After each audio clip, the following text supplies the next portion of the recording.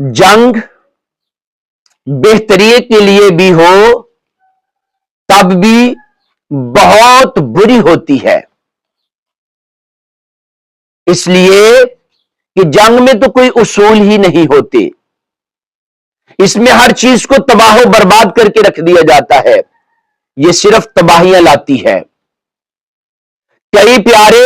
بچھڑ جاتے ہیں، کئی یتیمی میں پرورش پاتے ہیں،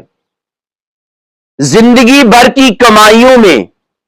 بنائے ہوئے گھر اور چیزیں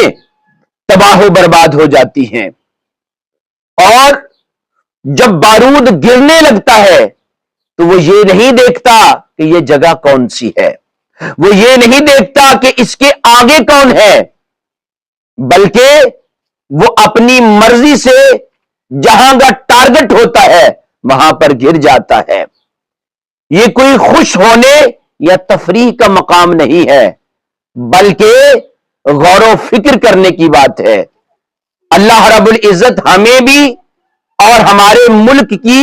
حفاظت کرنے والے ایک ایک فرد کی رب کائنات حفاظت فرمائے، اسلام کا بول بالا فرمائے، کفر کا منہ کالا فرمائے،